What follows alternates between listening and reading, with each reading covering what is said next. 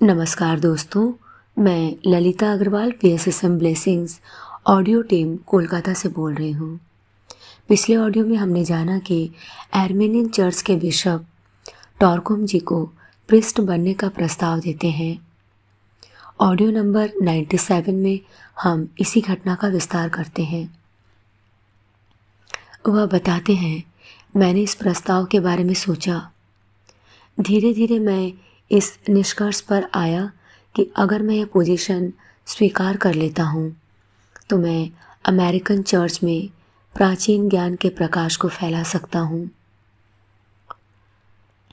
मेरे लिए क्राइस्ट ने जो कहा और प्राचीन ज्ञान से जो मैंने सीखा उसमें कोई विरोध नहीं है। मेरे लिए वे एक दूसरे के पूरक थे और क्राइस्ट सभी युगों में सभी उपदेशों के चमकते हुए परिणाम थे। इसलिए मैं प्रिस्ट बन गया और एक नया चर्च बनाने के उद्देश्य से अपने को समर्पित कर दिया।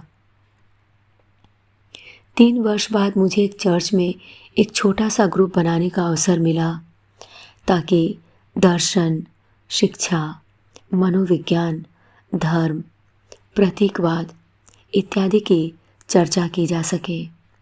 और चर्च में सभी लोग मुझे बहुत प्रेम और आदर करते थे। लेकिन एक दिन चर्च के ट्रस्टीज़ को मेरी एक्टिविटीज़ के बारे में सूचना मिली, वह भी विपरीत ढंग से, कि मैं चर्च को धोखा दे रहा हूँ, छुपा हुआ शत्रु हूँ और मैं आर्मेनियन धर्म को परिवर्तित करने की सोच रहा हूँ, इत्यादि इत्यादि। यह सारी बातें पूरी तरह गलत थी। मैं आर्मेनियन अपोलोस्टिक चर्च से प्रेम करता था और अभी भी करता हूँ। इसके उपदेश और इंसानियत के लिए इसकी सेवाएं मुझे अभी भी गहरे आभार से भर देती हैं। इस गलत सूचना की वजह से मेरी लाइफ आंसू, कई निद्रा रहित रातों, भावनात्मक और भौतिक दुखों से भर गई। मेरे बिशप मेरे ऊपर होने वाले ये अटैक्स नहीं रोक पा रहे थे। चर्च 2 भागों में बंट गया था। एक वह लोग जो मुझसे गहरा प्रेम करते थे, दूसरे वह लोग जो यह सोचते थे कि मैं पाखंडी हूँ। यह अनुभव मेरे लिए एक उग्र बैप्टिज्म था और निगरानी में मुझे दूसरे चर्च में ट्रांसफ़र कर दिया गया।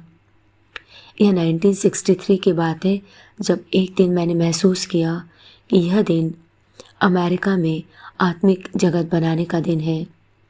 इसलिए मैंने चर्च से अपने कुछ आर्मेनियन दोस्तों को आमंत्रित किया जिन पर मेरा अगाध विश्वास था, और बहुत सारे अमेरिकन दोस्तों को भी बुलाया। हमने इस बारे में ध्यान करना शुरू किया और सीक्रेट डॉक्ट्रिन, अग्नि योगा की किताबों, ऑस्पेंसी के उपदेशों, गुरजेफ और विशेषकर टिबेटन मास्टर के बारे में चर्चा की। हम सभी मेरे गराज में मीटिंग कर रहे थे और हम संख्या में 5 से 9 लोग थे। चूँकि मैं नए स्कैंडल्स और अटैक से बुरी तरह डरा हुआ था और चर्च को छोड़ना भी अफोर्ड नहीं कर सकता था, जो मुझे हर सप्ताह $85 दे रहा था। सारे वक्त काम करते समय भी हमने ग्रुप एक्टिविटीज़ को शांत रखा।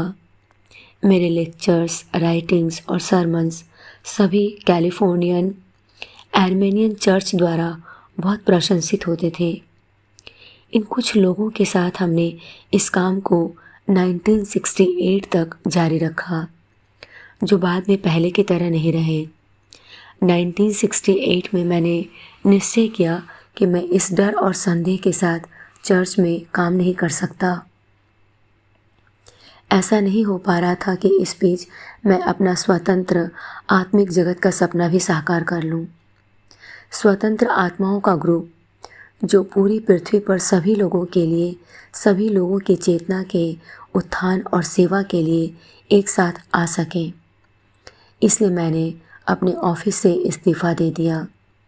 सबसे पहला काम जो मैंने किया वह था द मैग्नेट ऑफ लाइफ किताब का प्रकाशन करवाना, जो एक बहुत ही अच्छे जर्मन टीचर एस्टा क्लाविटर द्वारा एडिट की गई थी। यह काम बहुत लोगों को एक साथ लेकर आया। हम मेरे गराज से मेरे लिविंग रूम में शिफ्ट हो गए, जहाँ पर हर सोमवार की रात 40 से 50 लोग एकत्रित होते थे। उस समय हम हेलेना रोरिक द्वारा अग्नि योगा के जीवंत उपदेशों का अध्ययन कर रहे थे। 1969 में हमने the science of becoming on self किताब को प्रकाशित किया।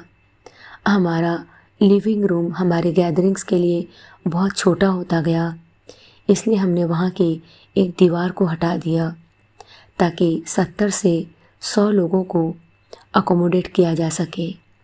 सप्ताह में 3 दिन, उसके बाद कैलिफोर्निया एगोरा में पहाड़ पर 4 एकड़ जगह खरीदी और 1971 में हमने एक और किताब को प्रकाशित किया जिसका नाम है द साइंस ऑफ मेडिटेशन। यह चैप्टर यहीं ख़त्म होता है। हम एक नए चैप्टर की शुरुआत करेंगे जिसका नाम है ग्रोइंग पेन्स। एक चीज़ जो मैंने अपने ग्रुप के लोगों में नोटिस की है वह है सोचने का एक बहुत संकीर्ण दायरा। मैंने यह नोटिस किया जब भी मैंने कोई साहसपूर्ण कार्य करने का निर्णय लिया, जैसे लैंड खरीदना, कुछ किताबों का प्रकाशन करवाना, मंदिर बनाना या गाड़ी खरीदना, उन लोगों की पहली प्रतिक्रिया हमेशा नकारात्मक होती थी।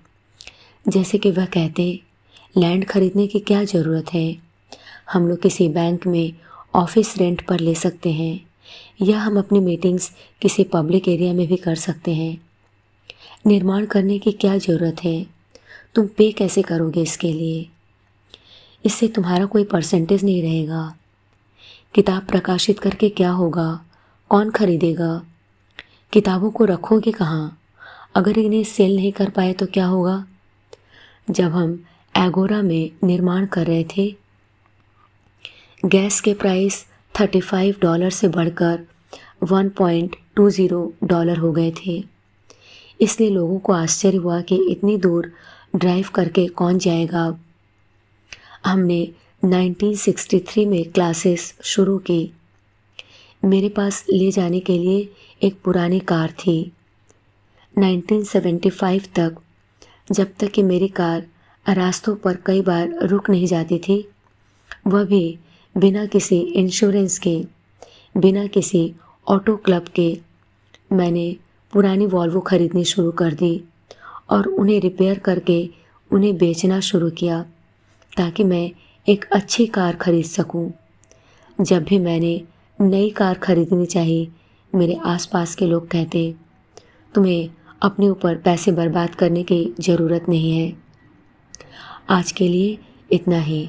अगले ऑडियो में हम इसी घटना को आगे बढ़ाएंगे। तब तक के लिए धन्यवाद दोस्तों। आप सभी का बहुत बहुत आभार। आपका दिन शुभ हो।